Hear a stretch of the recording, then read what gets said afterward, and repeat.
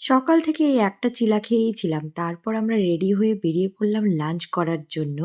আজকের লাঞ্চটা কিন্তু স্পেশাল ছিল। আমরা চলে গেছিলাম বাবু কালচার রেস্টুরেন্টে। সেখানে নিয়ে গিয়েছিল আমার দিদি স্পেশালি। আমরাও খুব সুন্দর করে সেজেগুজে চলে গেছিলাম। কারণ ছিল আমার আইবুড়ো ভাত যেটা দিদি দিল।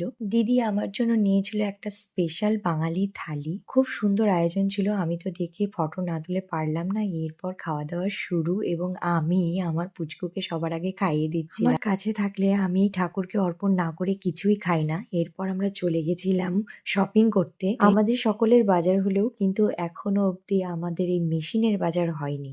আমরা দোকান ঘুরে, ঘুরে অনেক জায়গা দেখলাম এবং ওর পাঞ্জাবি তো পেলামই না। শেষমেশ এক জায়গায় পেলাম। তাই বেরিয়েছিলাম তাই দেখো ঘরের কি অবস্থা। আমি তো ভীষণ টায়ার্ড হয়ে গিয়েছিলাম। রাত্রেবেলা শুধু করা হয়েছিল ভাত এবং বাকি খাবারটা আমরা প্যাক করে নিয়ে এসেছিলাম। আজকের জন্য এই পর্যন্ত। চলো নেক্সট ভিডিওতে দেখা হচ্ছে। বাই।